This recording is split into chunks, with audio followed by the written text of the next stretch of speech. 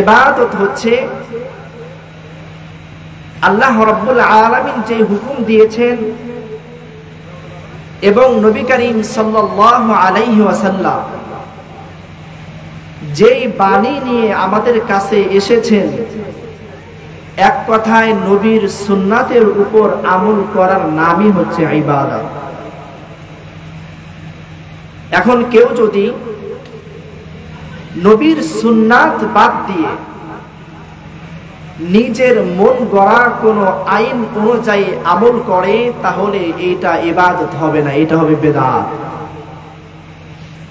এই জন্য আমাদের প্রত্যেকটা কাজে আমাদের প্রিয় নবী, মায়ার নবী মুহাম্মদুর রাসূলুল্লাহ সাল্লাল্লাহু আলাইহি ওয়াসাল্লাম দুনিয়ার বুকে আসার পরে আমরা যে বাজার করি, লেনদেন, মুআমালাত, মুআশারাত যা কিছু করি, এই সব কিছুর নীতিমালা পয়গম্বর আমাদেরকে দিয়ে গেছেন। সুবহানাল্লাহ। এখন আমরা যদি এই নিয়মের উপরে, এই সুন্নাতের যে ডাইস রয়েছে, এই ডাইসের মধ্যে যদি আমার প্রত্যেকটা কাজকে ফেলাইতে পারি, তখনই আমি পরিপূর্ণ নবীর আশিক। বলেন না সুবহানাল্লাহ। এর বাহিরে যে বা যারা বা যেই হোক, কেউ যদি এর বাহিরে নবীর আশিক বলে দাবি করে, সে নবীর আশিক নয়, বরং নবীর সাথে মুনাফিকি আর দুশমনি করে। বলেন ঠিক কিনা? তো এই জন্য আমাদের প্রত্যেকটা কাজ নবীর সুন্নাত অনুযায়ী করা এইটা আবশ্যক। আল্লাহ রাব্বুল আলামিন এই বান্দাকে কত সম্মানিত করে সৃষ্টি করেছেন।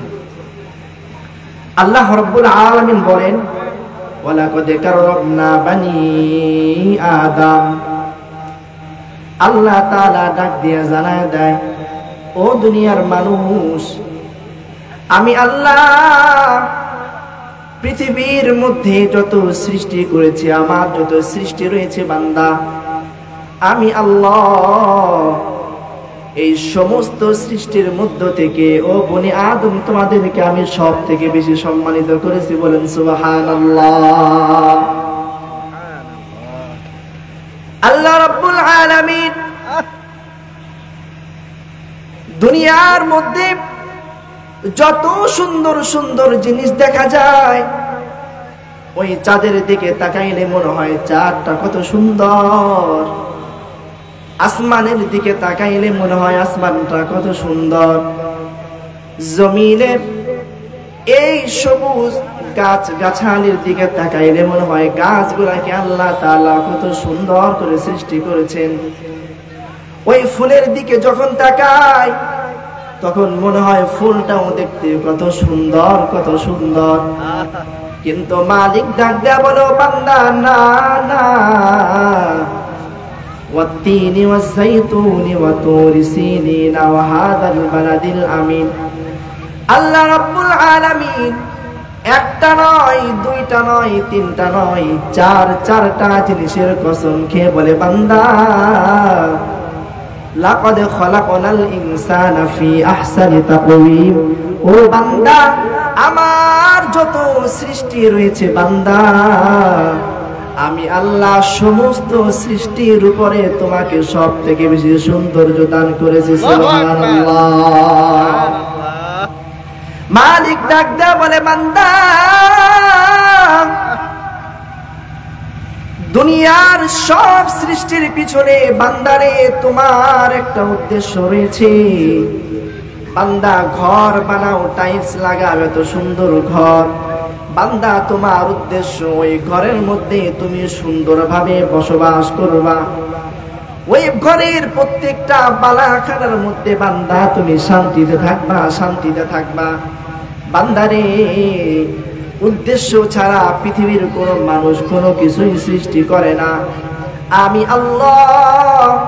ও বান্দা, ওই আসমান, এই জমিন, বান্দারে তোমার চোখের সামনে যা কিছু দেখতে পাও, বান্দা সব কিছু সৃষ্টি করেছে আমি আল্লাহ তোমার জন্য। সুবহানাল্লাহ। আর মালিক ডাক দেয়া বলে, বান্দা সব কিছু সৃষ্টি করেছি বান্দা তোর জন্য,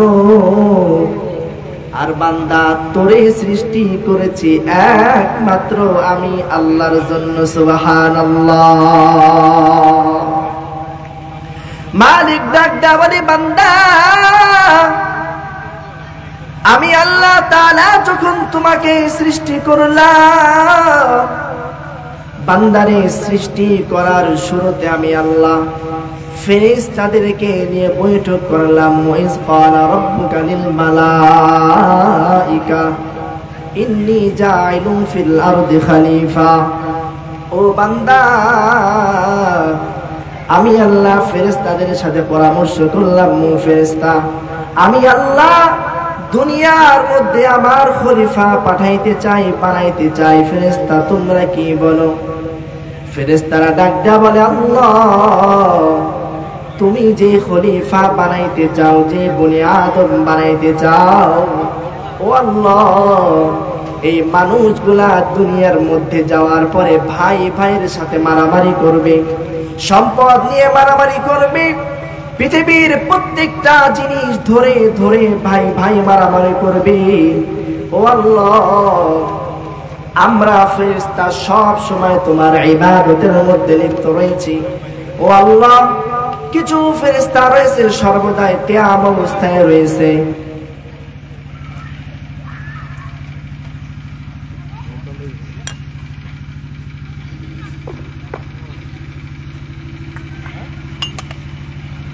ও আল্লাহ কিছু ফেরেশতা রয়েছে সব সময় সিজদা অবস্থায় রয়েছে। ও আল্লাহ কিছু ফেরেশতা সব সময় রুকু অবস্থায় রয়েছে। ও আল্লাহ সব সময় তোমার তাসবিহ আদায় করতেছে। এই মানুষ সৃষ্টি করার দরকার নাই। আল্লাহ তাআলা ডাক দেয়া বলো, ফেরেশতা ইন্নী আ'লামু মিনাল্লাহি মা লা তা'লামুন। ফেরেশতারে আমি আল্লাহ তাআলা যা জানি তুমি তা জানো না। জোরে বলুন সুবহানাল্লাহ। তো এই মানুষ হচ্ছে সৃষ্টির মধ্যে সব থেকে মাহবুব আল্লাহ তাআলার কাছে। বলেন না সুবহানাল্লাহ। আল্লাহ তাআলা জানেন যে এই মানুষগুলা দুনিয়াতে যাওয়ার পর বিভিন্ন গুনাহের মধ্যে লিপ্ত হয়ে যাবে। কারণ মানুষের মধ্যে আল্লাহ রাব্বুল আলামিন দুইটা খাসিয়ত দিয়েছেন। কয়টা বলেন? দুইটা। এক নাম্বার হচ্ছে ভালো কাজ করার খাসিয়ত দিয়েছেন, আরেকটা খারাপ কাজ করার খাসিয়ত আল্লাহ তাআলা দিয়েছেন। তো যেই মানুষগুলা খারাপ কাজেরও শক্তি পায়, ভালো কাজেরও শক্তি পায়, তো ভালো আর খারাপ দুইটা শক্তি তার মধ্যে থাকার পরেও যেই বান্দা খারাপই থেকে বেঁচে নেকের কাজ করবে, আল্লাহ তাআলা বলেন ওই বান্দাটাই আমার কাছে ওই ফেরেশতার থেকেও দামি। বলেন না সুবহানাল্লাহ। আল্লাহ রাব্বুল আলামিন বলে, বান্দা আমি আল্লাহ তোমাকে সৃষ্টি করিয়া ওই রূহের জগতেও রাখি। আমি আল্লাহ জানাই দিলাম, ও বান্দা আমি আল্লাহ সব থেকে বড়, আমার থেকে আর বড় কেউ নাই। আল্লাহ তাআলা প্রশ্ন করেছিলেন, আলাস্তু বিরাব্বিকুম, আমি কি তোমাদের রব না? সবাই একসাথে জবাব দিয়েছিলাম, ক্বালু বালা। ও আল্লাহ কেন নয়, কেন নয়, কেন নয়, আপনি একমাত্র আমাদের রব। বলেন না সুবহানাল্লাহ। আল্লাহ রাব্বুল আলামিন রূহের জগৎ থেকে যখন মায়ের পেটের মধ্যে আমাদেরকে দিলেন, দেওয়ার পরেও স্মরণ করে দেও বান্দা,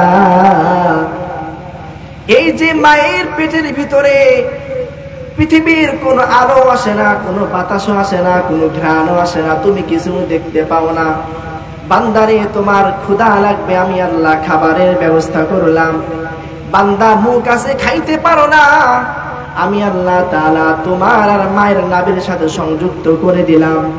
বান্দারে যখন মায়ের পেট থেকে দুনিয়ার মধ্যে আসছো, আমি আল্লাহ তাআলা দুনিয়ায় আসার সাথে সাথে তোমার ডান কানের মধ্যে আযান দেওয়াইয়া আমি আল্লাহ জানাই দিলাম আল্লাহু আকবার আল্লাহু আকবার। ও বান্দা, আমি আল্লাহ তাআলা সব থেকে বড়, আমার থেকে বড় আর কেউ নাই। বান্দারে বাম কানের মধ্যে ইকামত দিয়ে জানাই দিলাম, বান্দারে আমি আল্লাহ তাআলা সব থেকে বড়, আমার থেকে বড় আর কেউ নাই। ও বান্দা, যখন তোমার বুঝ হয়েছে বান্দারে আমি আল্লাহ, তখন কত উলামায়ে কেরামের মাধ্যমেও তোমাকে জানাই দিলাম, বান্দারে আমি আল্লাহ তাআলা সব থেকে বড়, আমার থেকে বড় আর কেউ নাই। বান্দা, নামাজের মধ্যে যখন দাঁড়ায় যাও আল্লাহু আকবার বলে দাঁড়াও। বান্দারে আমি আল্লাহ নিয়ম করে দিয়েছি, বান্দারে তুমি যার সামনে দাঁড়াইতেছো সেই সব থেকে বড়, তার থেকে বড় আর কেউ নাই। বান্দা রুকুর মধ্যে যাইবা, আবারও জানাই দিলাম এই রুকুর আগে হয়তো শয়তান তোমাকে ধোঁকা দিয়ে দিবে। বান্দারে আমি আল্লাহ আবার জানাই দিলাম আমি আল্লাহ সব থেকে বড়, আমার থেকে বড় আর কেউ নাই। বান্দা, যখন তুমি সিজদার মধ্যে যাও বান্দারে আমি আল্লাহ আবারও জানাই দিলাম আমি আল্লাহ সব থেকে বড়।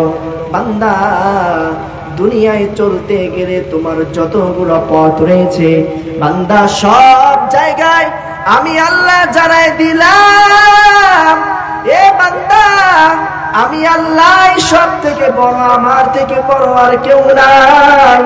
বান্দারে, এরপরেও যদি তুমি বিপথে চলে যাও, শয়তানের পথে চলে যাও, ও বান্দা আমি আল্লাহ তাআলা তোমার জন্য তওবার দরওয়াজা রেখে দিলাম।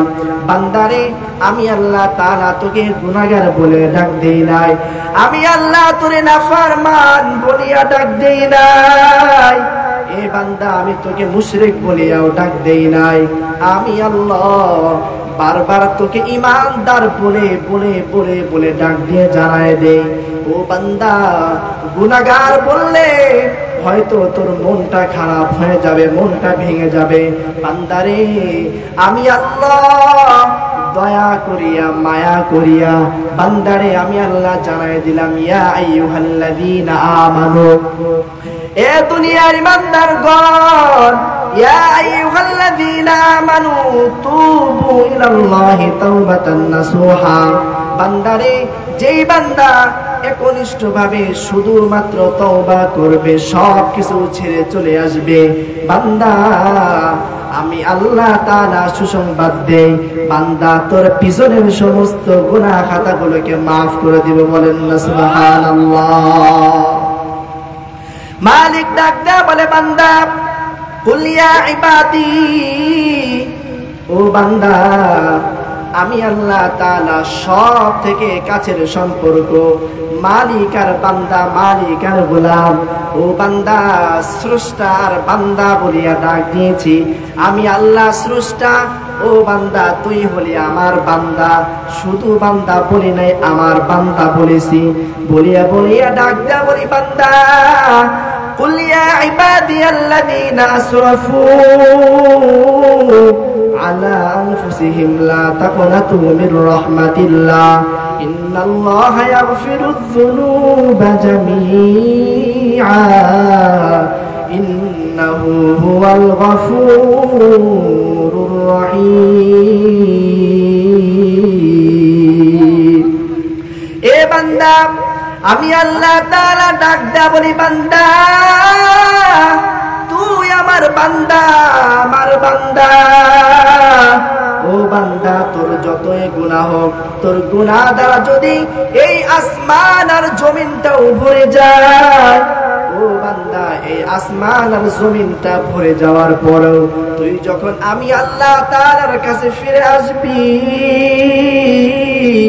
ও বান্দা আমি আল্লাহ তাআলার একটা নাম হইল রহমান, ও বান্দা আমি আল্লাহর একটা নাম হইল রহিম।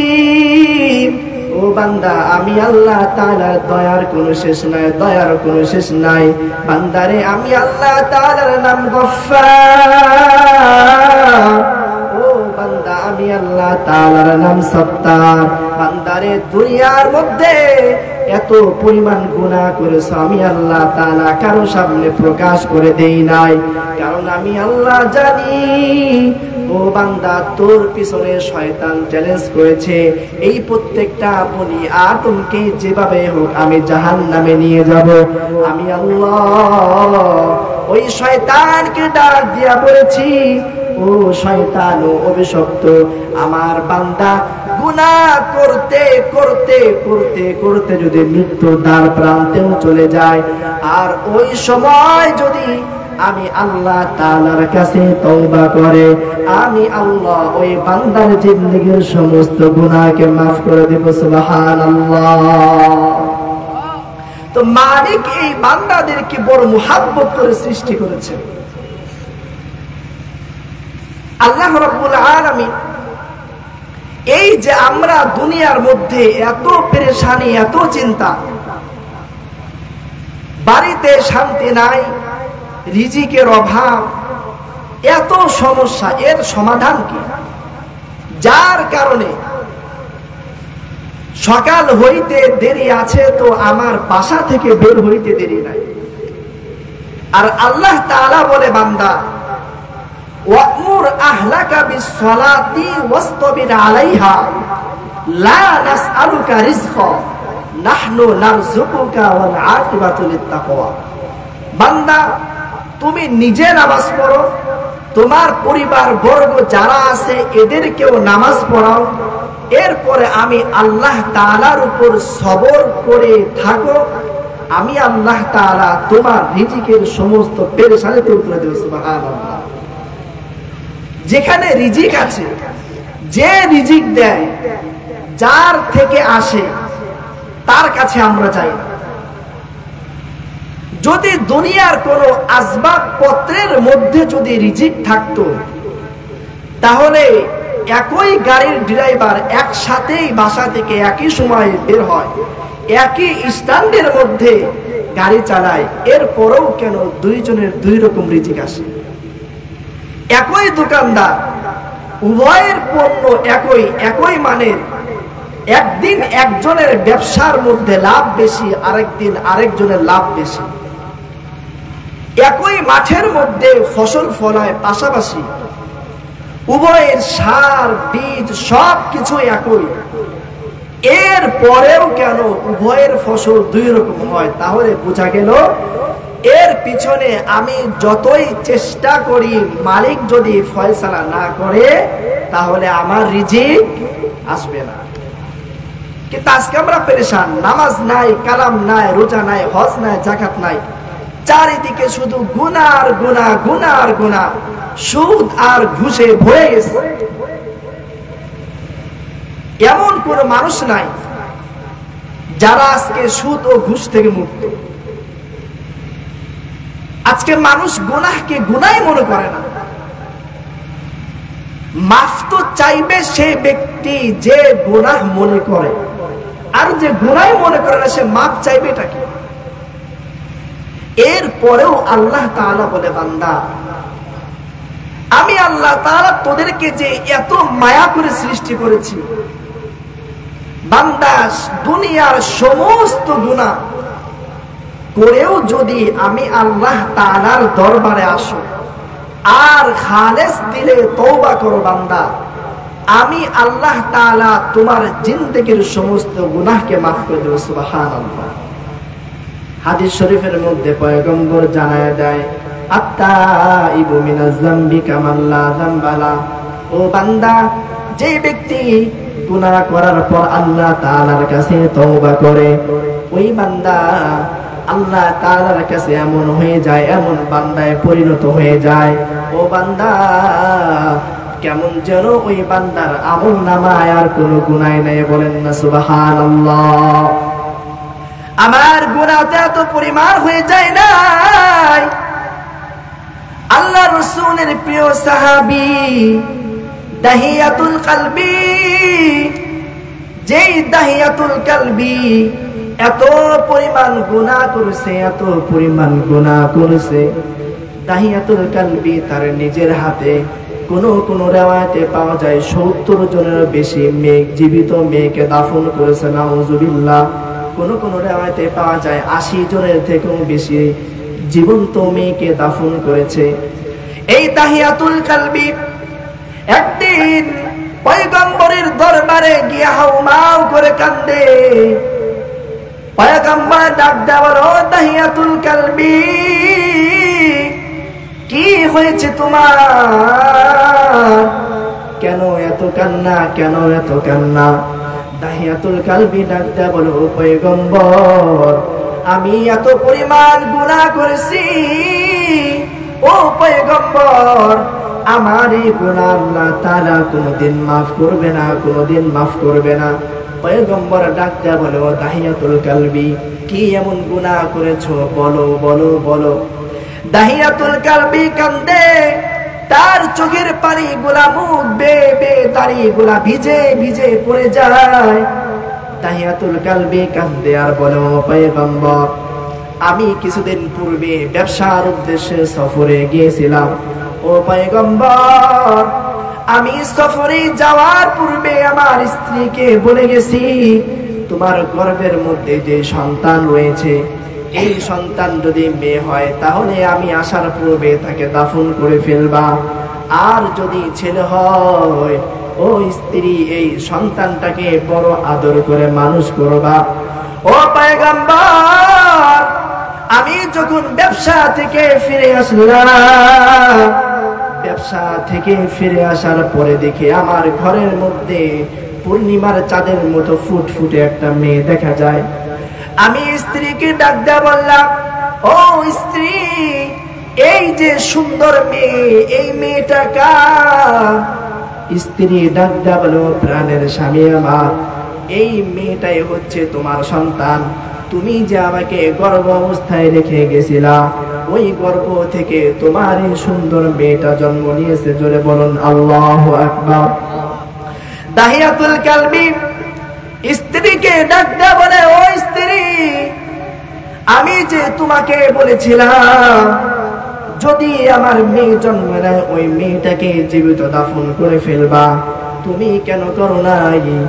স্ত্রী ডাক দেয়া বলে, ও প্রাণের স্বামী আমার, এত সুন্দর একটা মেয়ে, যেই মেয়ের দিকে তাকাইলে দুনিয়ার সব কষ্টকে ভুলে যায়, সব ক্লান্তিকে ভুলে যায়, ওই মেয়েটাকে আমি কিভাবে দাফন করি?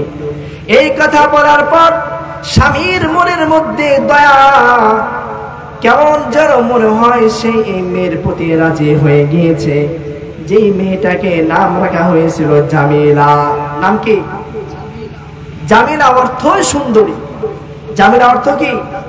সুন্দরী। এখন স্ত্রী ভাবতেছে যে হয়তো মেয়ের এই সুন্দর চেহারা দেখে বাবা তার প্রতি মায়ায় পড়ে গেছে। সুবহানাল্লাহ। মেয়েরা সাধারণত বাবাদের কাছে একটু বেশি প্রিয় হয়। প্রত্যেকটা বাবাই তার মেয়েদেরকে একটু বেশি ভালোবাসে, ঠিক কিনা? আপনারা যারা বাবা হয়েছেন, সত্য না মিথ্যা বলেন? সত্য।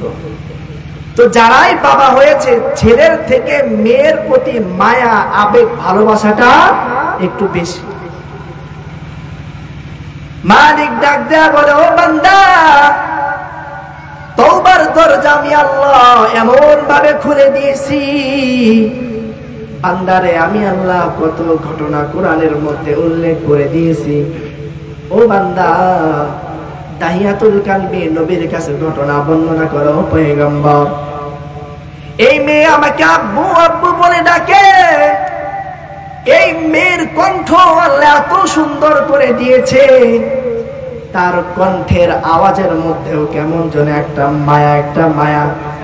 কিন্তু পয়গম্বর, এই মেয়ের প্রতি আমার কোনো দয়াও হয় না, মায়াও হয় না। রাত্রে যখন আমরা ঘুমাইতে যাই, এই মেয়েটা একবার তার মায়ের গালে চুমা দেয়, একবার আমার গালে এসে চুমা দেয়, আর আব্বু আব্বু বলে ডাক দেয়। ও পয়গম্বর, এরপরেও আমার দিলের ভিতর বিন্দু পরিমাণ মায়া তৈরি হয় না। ও পয়গম্বর, এই মেয়েটা আমার সামনে এইভাবে চলাফেরা করে, হঠাৎ শয়তান আমাকে ওয়াসওয়াসা দিয়া বলে, ও তাহিয়াতুল কালবি, তোর তো মেয়ে হয়েছে, বন্ধুদের সামনে কিভাবে তুই মুখ দেখাবি, গ্রামের মানুষের সামনে কিভাবে মুখ দেখাবি, সমাজের সামনে কিভাবে মুখ দেখাবি। ও পয়গম্বর, শয়তানের ধোঁকায় পড়ে গেলাম, শয়তানের ধোঁকায় পড়ে গেলাম। একদিন আমি আমার স্ত্রীকে ডাক দেব, ও প্রাণের স্ত্রী, আমার এই সুন্দর মেয়েটাকে সাজায় দাও, আমি আমার এই মেয়েটাকে নিয়ে বেড়াইতে যাব, ঘুরতে যাব, তাকে সাজায় দাও, সাজায় দাও। স্ত্রী মনে করেছেন এই মেয়ের দিকে তাকিয়ে বাবার মনের মধ্যে দয়া উদয় হয়ে গেছে, সে হয়তো ভুল বুঝতে পেরেছে, না না, মেয়েদেরকে আর এইভাবে মানা যাবে না। এই কথা ভাবতে ভাবতে মা তার সন্তানকে নিজ হাতে সাজায় দেয়। সাজায় দেওয়ার পরে বাবা সাথে করে নিয়ে ঘোড়ার নাম দিয়ে নিয়ে যায়। যাইতে যাইতে কয়েকটা রেওয়ায়েত পাওয়া যায়, কোন রেওয়ায়েতে একটা জঙ্গলের মধ্যে, আবার কোন রেওয়ায়েতে পাহাড়ের মধ্যে, আবার কোন রেওয়ায়েতে নদীর পাশে। বাবা এই মেয়েটাকে নিয়ে পাহাড়ের পাশে গিয়া মেয়েটাকে ডাক দেয়া, বলো মা যাও, তুমি দূরে গিয়ে খেলা করো, আমার এই জায়গার মধ্যে একটু কাজ আছে, আমি কাজ শেষে তোমাকে ডাক দিব, তখন তুমি চলে আসবা। ছোট্ট মেয়ে, সে কিছুই বুঝে না। এর আগে মাকে বলো, মা তুমি না বলেছিলে বাবা কত কঠোর, আমার বাবার মনের মধ্যে নাকি কোনো মায়া নাই।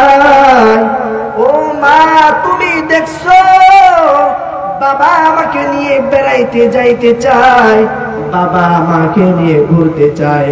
ও মা, তুমি আমাকে সুন্দর করে সাজায় দাও, সুন্দর করে সাজায় দাও।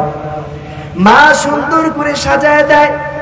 বাবা নিয়ে যায় ডাক দেওয়া, বলে মা যাও দূরে গিয়ে খেলো, আমার কাজ শেষ হলে তোমাকে ডাক দিব, তোমাকে ডাক দিব। ও মা যাও, তুমি খেলতে যাও। ওইদিকে মেয়েটা যখন খেলতে যায়, বাবা গর্ত শুরু করে দিছে। কিছু সময় পর পর মেয়েটা দৌড় দিয়ে আসে। গর্ত খনন করতে করতে বাবা ঘেমে যায়। মেয়েটা তার কাপড় দিয়ে মুখের ঘামগুলো মুছে দেয়। আর বলে, ও বাবা, কেন তুমি এই জায়গার মধ্যে এইভাবে গর্ত করতেছো? বাবা ডাক দেয়া বলে, মা এখানে আমার কাজ আছে, তুমি খেলতে যাও, কাজ শেষে আমি তোমাকে ডাক দিব। মেয়ে আবার চলে যায়, খেলা শুরু করে দেয়।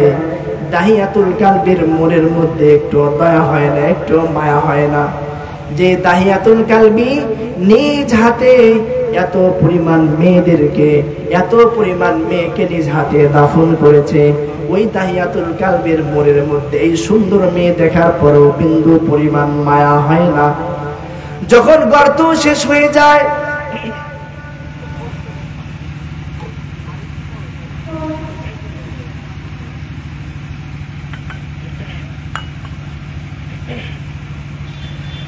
দাহিয়াতুল কালবি মেয়েটাকে ডাক দেও, মা আয় কাছে আয়, কাছে আয়, আমার কাজ শেষ হয়ে গেছে। যখন কাছে আসলো, আসার পরে ডাক দেয়া বলে, ও বাবা, এত বড় গর্ত কেন করেছো? তখন বাবা ডাক দেয়া বলো, সন্তান, তুই কি জানোস না তোর পূর্বে তোর যতগুলা বোন দুনিয়ার মধ্যে আসছে, আমি বাবা নিজ হাতে সবগুলাকে জীবন্ত কবর দিয়েছি।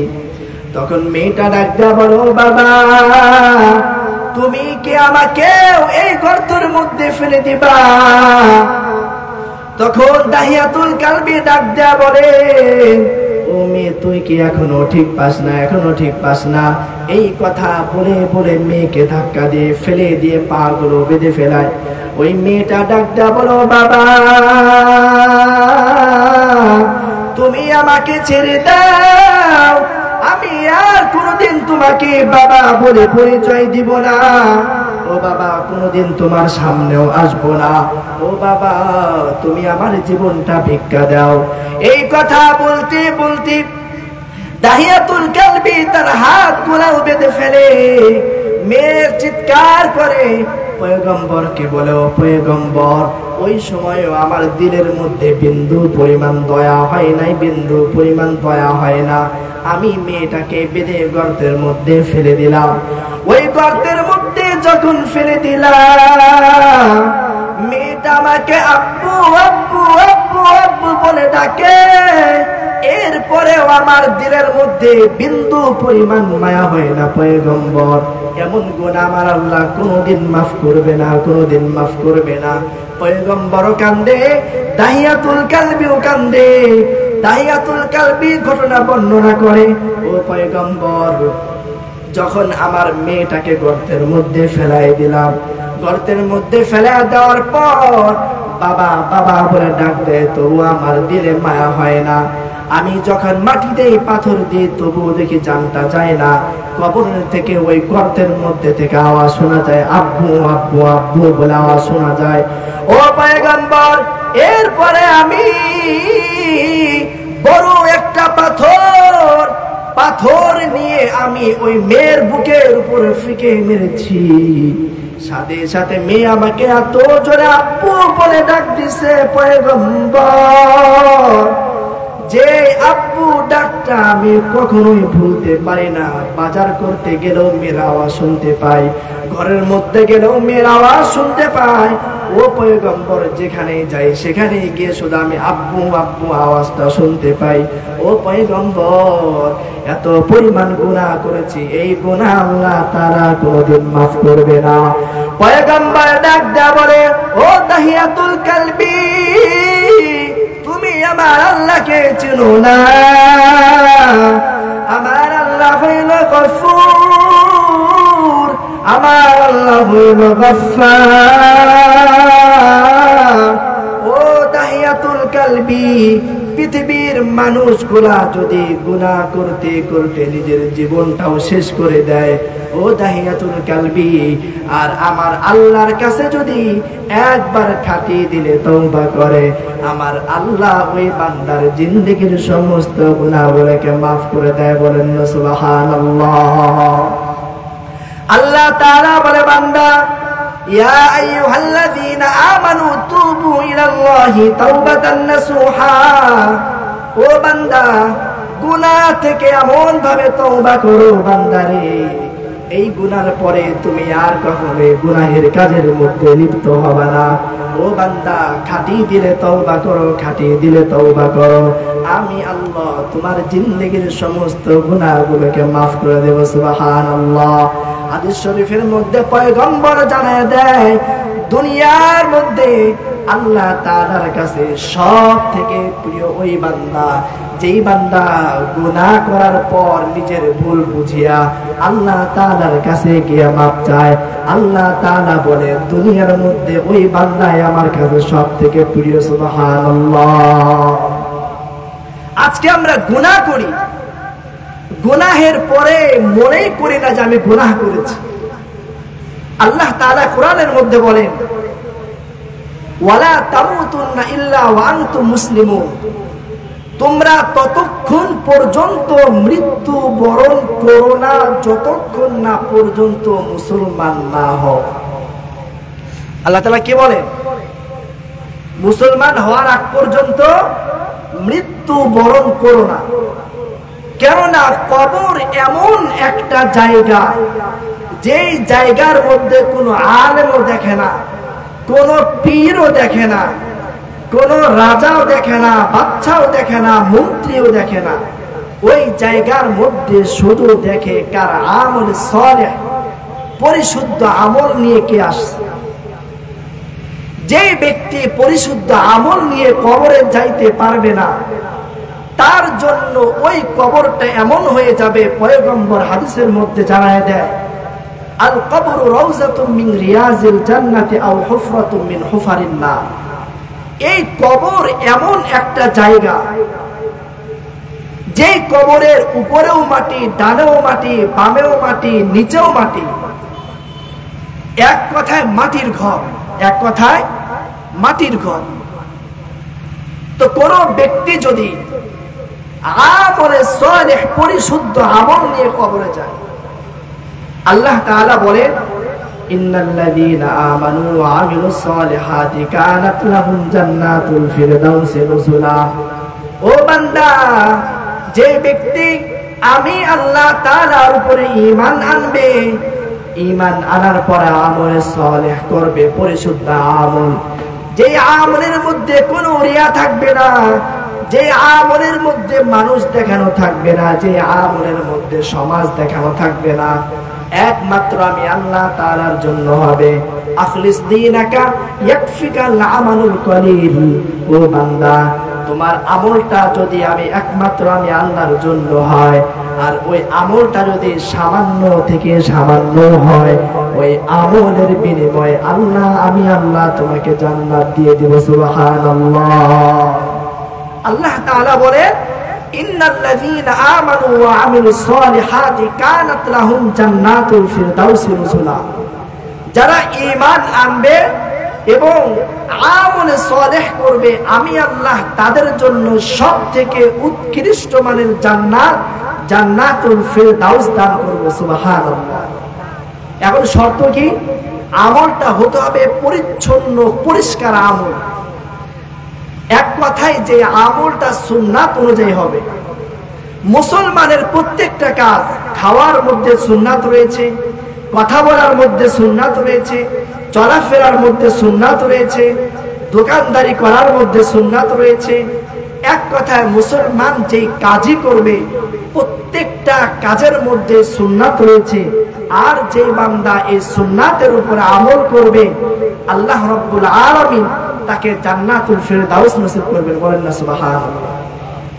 তো জান্নাতে যাওয়ার জন্য আল্লাহ রাব্বুল আলামিন চারটা পথ দিয়েছেন। কয়টা পথ? চারটি পথ। কেউ যদি এই চার পথের বাহিরে যায়, সেই জাহান্নামে যাবে।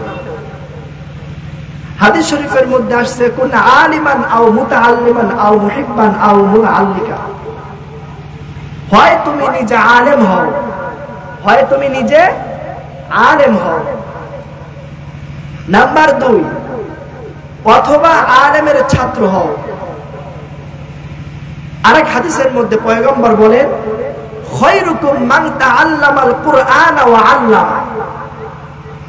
পৃথিবীর মধ্যে যত মানুষ রয়েছে, কালো হোক, সাদা হোক, খাটো হোক, লম্বা হোক, মোটা হোক, চিকন হোক, আফ্রিকার মানুষের মতো কালো হোক, ঠোঁটগুলা ঝুলে যাক, সে যেমনই হোক, পয়গম্বর বলেন এই সমস্ত মানুষগুলার মধ্যে সবথেকে উত্তম মানুষ সে, যে নিজে কোরআন শিখে এবং অন্যকে কোরআন শিক্ষা দেয়। বলেন না সুবহানাল্লাহ। এখন এই কোরআন শিক্ষা শুধু মাদ্রাসায় গিয়েই যে শিখতে হবে, এটা শর্ত নয়, আপনি বাসায়ও শিখতে পারেন। এই জন্য পয়গম্বর রাস্তা দিয়ে দিচ্ছেন, কুল আলিমা, হয় তুমি নিজে আলেম হও। এখন বয়স শেষ, আমি আলেম হইতে পারতেছি না, সম্ভব না, কি করব? আলেমের ছাত্র হব, তাও সম্ভব নয়, আমার বয়স শেষ, দাড়িগুলা পেকে গেছে, কখন যেন আমি মারা যাই। পয়গম্বর আবার বলে, আলেম হইতে পারো নাই, আলেমের ছাত্র হইতে পারো নাই, তাহলে এই আলেমকে মুহাব্বতকারী হও। বলেন না সুবহানাল্লাহ। 3 নাম্বার কি? আলেমের মুহাব্বতকারী হওয়া, আলেমকে ভালোবাসো। আজকে আমাদের মাঝে কিছু মানুষ রয়েছে যাদের দাড়ি টুপি দেখলে চুলকানি শুরু হয়ে যায়, আছে কিনা? তো এই মানুষগুলা দুনিয়ার ভিতরে যতই শান্তিতে থাকুক, শুধু মৃত্যু বরণটা করবে, এরপরে শুরু হয়ে যাবে তার এই রাজত্ব, এই ক্ষমতার দৌর কতটুকু। জোরে বলুন ঠিক কিনা? পয়গম্বর ডাক দিয়ে জানায় দেন, আলেম হইতে পারো নাই, আলেমের ছাত্র হইতে পারো নাই, আলেমকে মুহাব্বতকারী হও। নাম্বার 4, এই আলেমের কথা অনুযায়ী নিজের জীবনটাকে পরিচালনা করো। নিজের জীবনটাকে কি করো? পরিচালনা করো। এখন প্রশ্ন, হুজুর এই হুজুর কয় এক কথা, ওই হুজুর কয় আরেক কথা, আরেক হুজুর কয় আরেক কথা, আপনি কয় আরেক কথা, ইন্টারনেটে কয় আরেক কথা, তা মানবো কারটা? এখন কারণটাই মানি না, চুপচাপ মেরে বসে আছে, কিছুই মানি না। তাহলে তার কি ইমান থাকবে? বলেন, ইমান থাকবে? এখন আমি কিভাবে মাপবো কে আলেম আর কে আলেম না? ছোট্ট একটা উদাহরণ দিই। ধরেন এই যে লাইট জ্বলতেছে,